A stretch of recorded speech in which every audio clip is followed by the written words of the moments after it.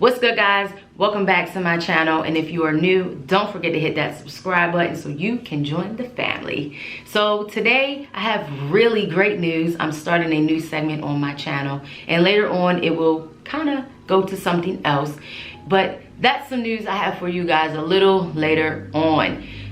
Just a quick backstory on me if you are new to my channel.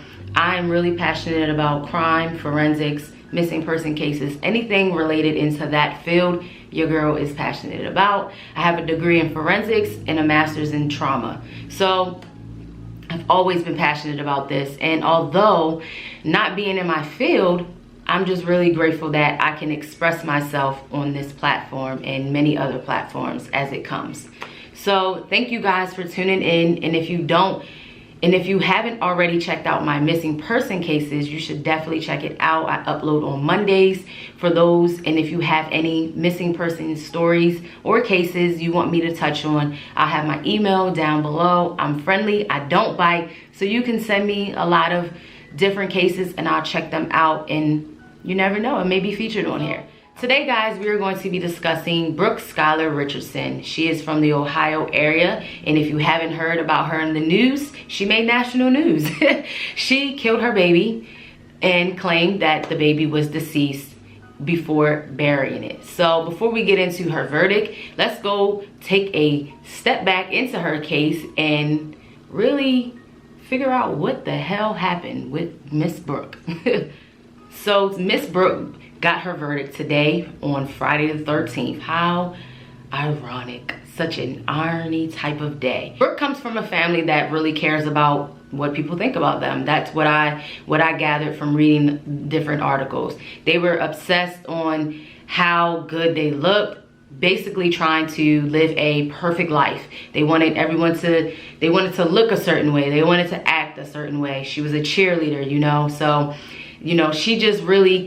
they really just cared about what society thought about them in their neighborhood. And that's fine and dandy, but when you grow up caring too much about what people think, sometimes we are led down these bad paths because we are so afraid about what people may think. And let me tell you, you have to really stop trying to live your life like that, because you will go down a path like this if you keep caring what people think.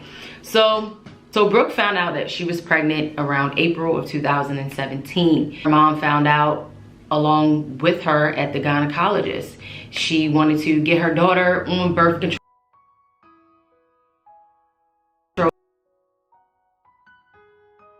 because she was dating this young man. But come to find out, little Miss Brooke was already preggers, and I think it was too late at that time to get an abortion, so she really had to just go through with the pregnancy. And if you really think about it, coming from the family that she comes from, they care too dang on much to get a dang on abortion. It doesn't say how many months she was when her mom found out, but if I were to assume, I would assume her mother wouldn't even want her to get one. In trial about a young girl who was afraid to have a baby out of fear of her college plans, and this is the story they painted about her. She panicked, she was fearful of her life, fearful of her good girl image, and that's the story that they really painted about her in trial.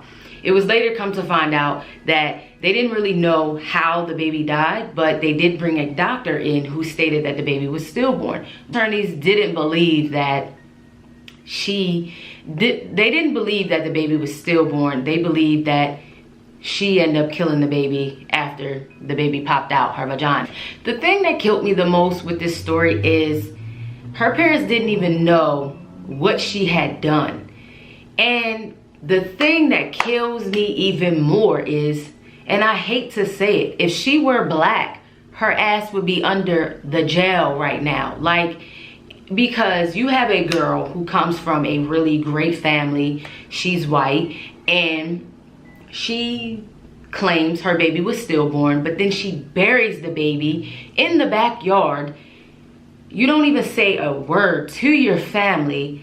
You like basically ziplock it. Your family wouldn't have known unless the gynecologist reported the death of this baby. That's what kills me. And just reading it, it made me so upset, because it's like, you wanted to do all that to keep your good girl thing. Like, what? A life, a precious life, whether the baby was stillborn or not. How could you live with that? Like, what was going on in your brain that you had to sit there and keep that secret in and bury the baby in your backyard and not tell your parents?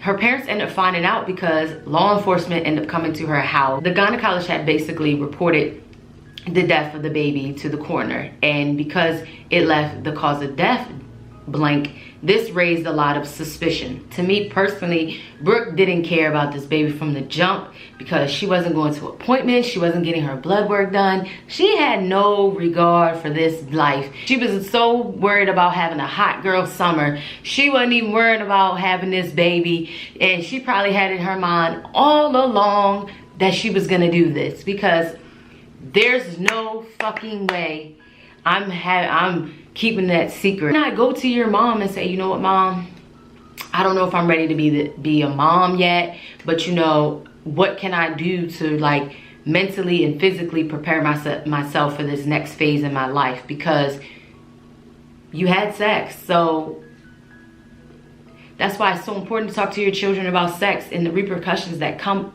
with sex. Yes, sex can be fun, but you know, babies come from this shit too, and this is real life. Real life. For her sentencing today, which is Friday the 13th, right? The irony of it all, because I want to read this. She spoke out for the first time in 2 years and apologized for her. Thank you, Your Honor. I would do anything and above that you ask, and I understand, and I just wanted to say how sorry I was. I can sometimes be selfish, but I would like to think that I've become better in the knowledge that I've upset everyone and hurt so many people with what I've done, and I'm forever sorry, and I'm so sorry. I'm really, really sorry, and I understand, and thank you. And as I was reading, they stated that she didn't show any emotion in this trial about her child.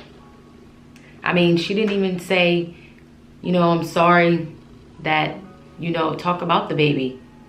She had no regard for this life. She didn't want the life to begin with. So she was found not guilty of murder, but she was found guilty of abusing a corpse. And she was sentenced to 7 days in jail, which she was credited for because she had already served, I guess, those 7 days. But she will be on probation. And if she violates probation, she could spend up to a year in jail. So it's just really crazy, because it makes you think about all the crimes that happen to Black people and how they get 10 times more in prison, you know, for these things. And I know that charge only carries a certain maximum sentence, but it's like, you really couldn't see that this bitch was fucking guilty? I'm sorry, she was guilty to me. She was guilty the moment she buried her child, because she could have went to her mom and dad and said she was stillborn, you know, and then she didn't say anything. And the coroner had to be the one to call law enforcement. So it was like she was just gonna bury this secret over an accident. For what? And then I hate when people say, well, they're young, and then, so what the fuck that mean? Like, there's plenty of young people out here who have committed crimes and they're in jail and they're probably innocent, you know? That's why we have the Innocent Project, you know? And it's not that you don't want to take sides, but it's reality, you know? She should have had a harsher sentence. And yeah, it's crazy. But that's Miss Brooke for you guys. I mean, this is the world we live in, you know. It's really sad that we live in a world of such, but again, here we are. So Miss Brooke basically is a free woman. She gets to live her best life and she gets to carry on as if nothing ever happened. Yeah. hopefully she makes some good out of it. Hopefully, you know, she does good with her life, even though she didn't care about her daughter's life. The irony of that, right? But she'll have to live with this for the rest of her life, so that's a bigger punishment, that she didn't have a regard for her daughter's life. And one day, hopefully, she better hope and pray, one day she can even bear another child to be a mother, you know. It is what it is, right? It's not me, but that's Miss Brooke Skylar Richardson's case. She basically got off on killing her daughter, you know. The world we live in. Let's go out here and do some shit. I'll be in jail. I'll be getting 30 plus years if I go out here and did some shit like that. I would have gotten fucking life in prison if I did that shit.